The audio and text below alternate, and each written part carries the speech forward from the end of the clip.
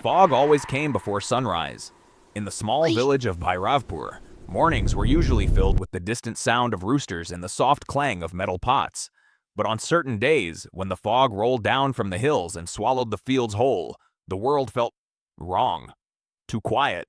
Too still. Ravi was 13, thin and quiet, with tired eyes that always seemed older than his age. His house stood at the very edge of the village, closest to the narrow dirt path that led toward the government school near the highway. The problem was not the distance, it was what stood between. The jungle. A long stretch of dense forest where the trees grew so tall and so close together that even sunlight struggled to pass through. The elders warned children never to enter before sunrise and never to cross it after sunset. They said the forest remembered things. It kept things. But exams were near, and Ravi had no choice. He had to leave early. That morning, the fog was thicker than ever.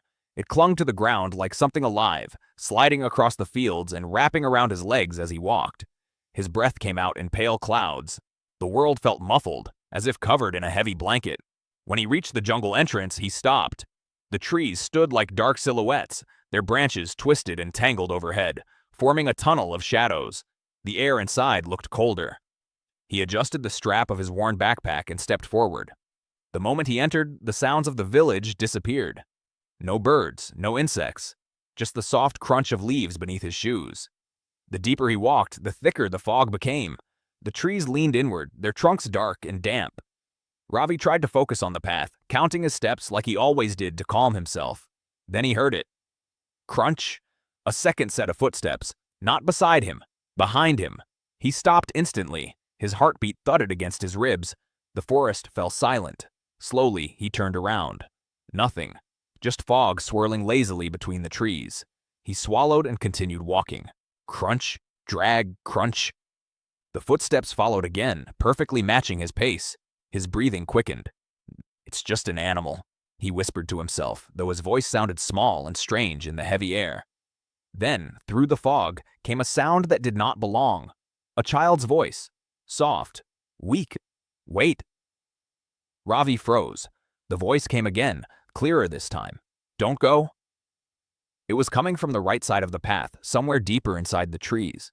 It sounded like a boy around his age. Hurt. Afraid. Ravi knew he should ignore it.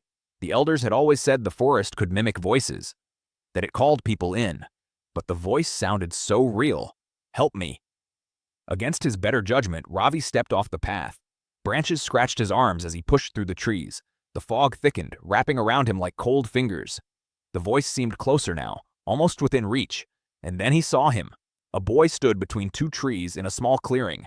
He wore an old-school uniform, similar to Ravi's but dirtier, torn at the sleeves. His feet were bare, covered in mud. His head hung low, chin almost touching his chest. "Are you okay?" Ravi asked, his voice trembling. The boy didn't answer. For a moment, the forest felt suspended in time. Then, slowly, painfully, slowly, the boy lifted his head. Ravi's breath caught in his throat. The boy had no eyes. Where they should have been were two hollow black sockets. Empty. Endless. As if something had carved them out and left nothing behind. The boy's lips stretched into a thin, unnatural smile. "You're late," he whispered. Suddenly, laughter erupted from every direction. Children's laughter. High-pitched, echoing, layered over itself. Ravi stumbled backward, his hands shaking. Shapes began to appear through the fog. Small figures stepping out from behind trees. One by one, dozens of children, all wearing old faded school uniforms, all with hollow, empty eyes. They formed a circle around him, standing silently now, their heads tilted at unnatural angles. Their skin was pale, almost gray, their expressions blank. Ravi tried to run, but the path was gone. The trees had shifted. The clearing no longer looked familiar. In the distance, half buried in mud, stood a broken wooden sign. Through trembling vision, he read the faded words carved into it.